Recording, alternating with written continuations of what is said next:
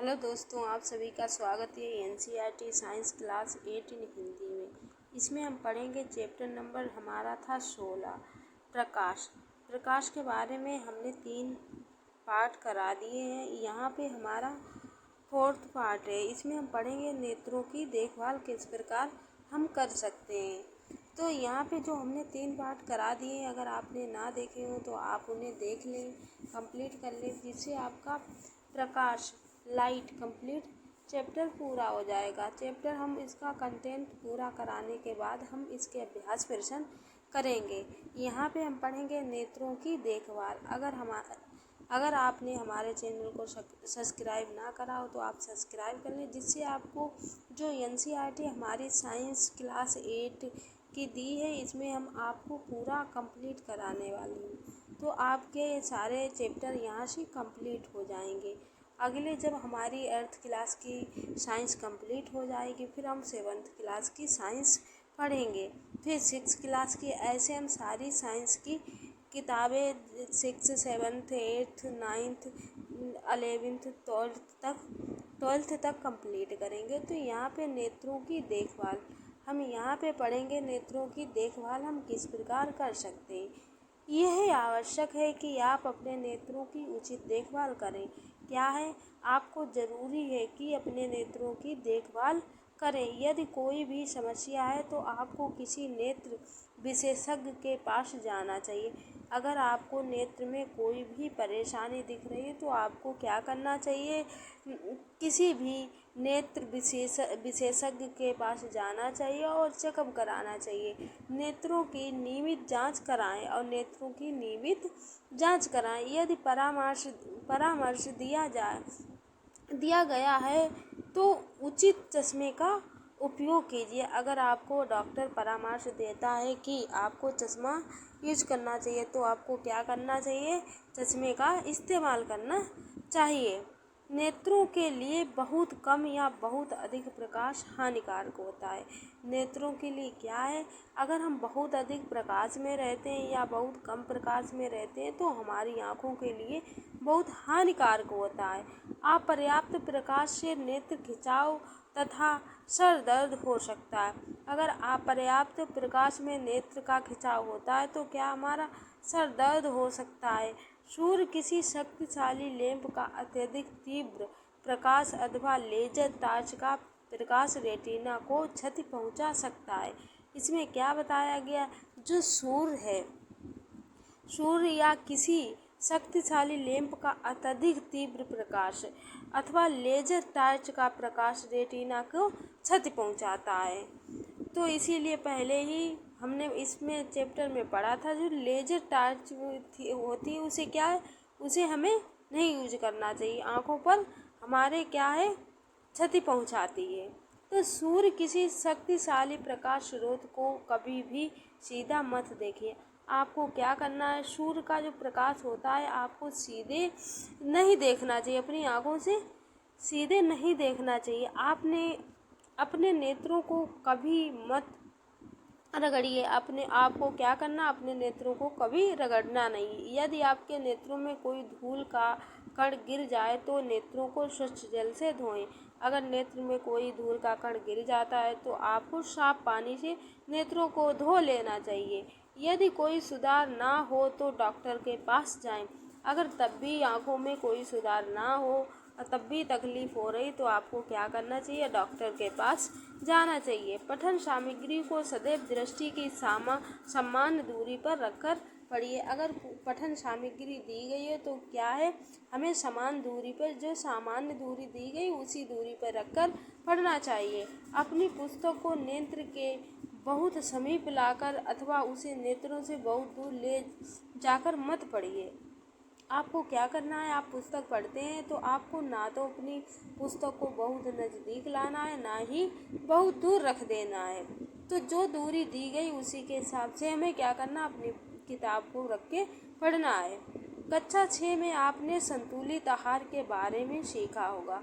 जो संतुलित आहार क्या होता है, जब हम किसी चीज़ को संतुलित, जितनी हमें उसकी ज़रूरत है उतना हम आहार को लेना, उसी को हम क्या कहते हैं, संतुलित आहार कहते हैं। यदि भोजन में किसी अवयव का अभाव तो इससे नेत्रों को भी क्षति हो सकती है।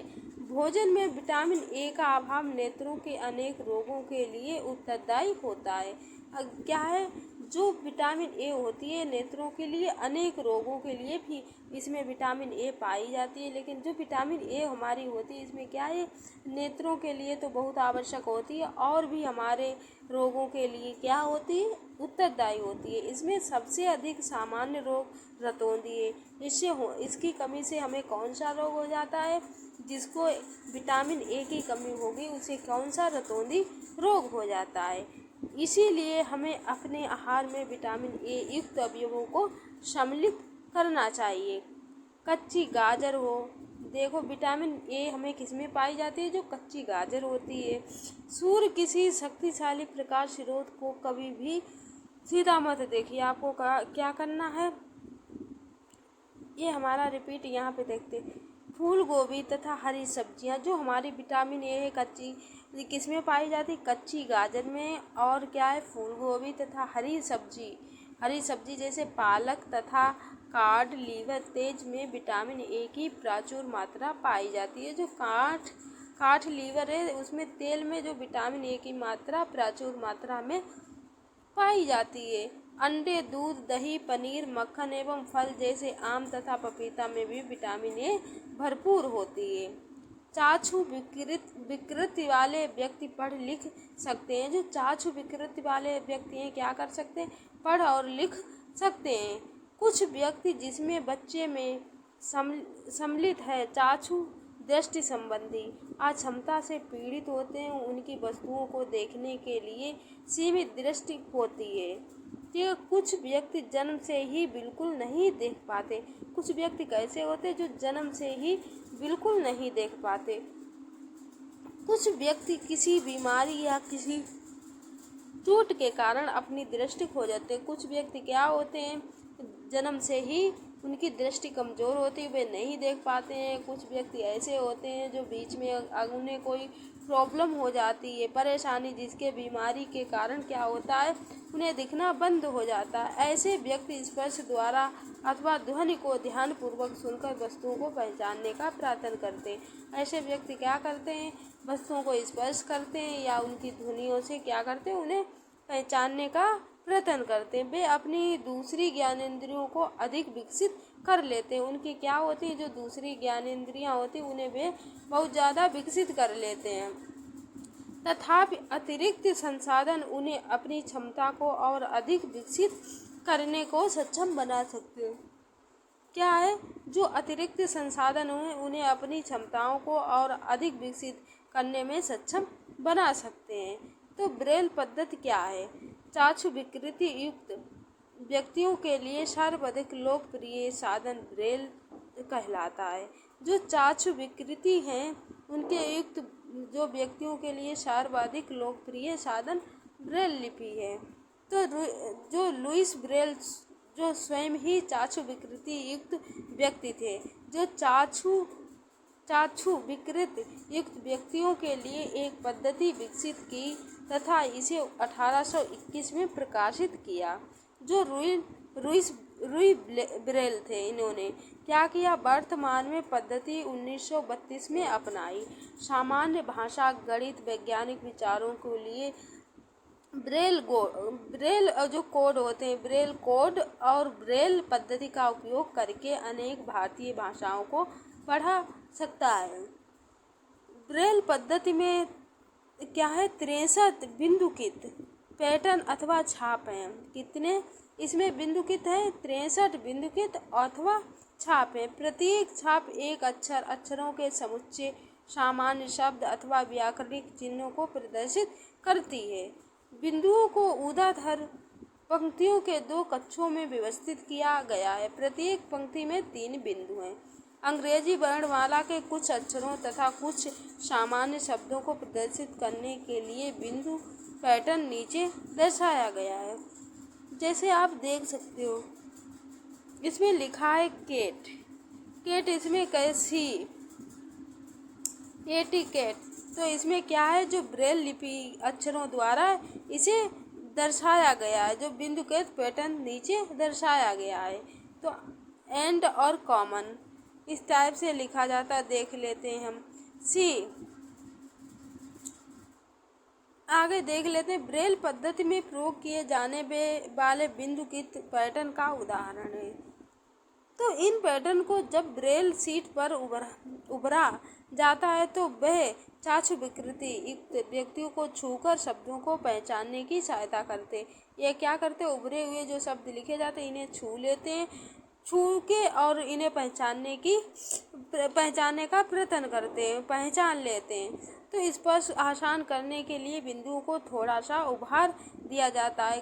बिंदुओं को कैसा किया गया, ऊपर की ओर उभारा गया, जिससे क्या करते हैं वे स्पर्श करके उन्हें क्या पहचान लेते हैं।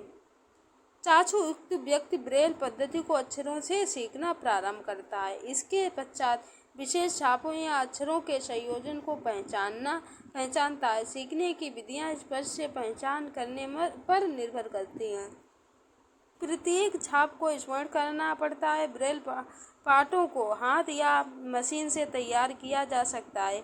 आजकल टाइपराइटर जैसे युक्तियों तथा मुद्रण मशीनें विकसित की गई हैं।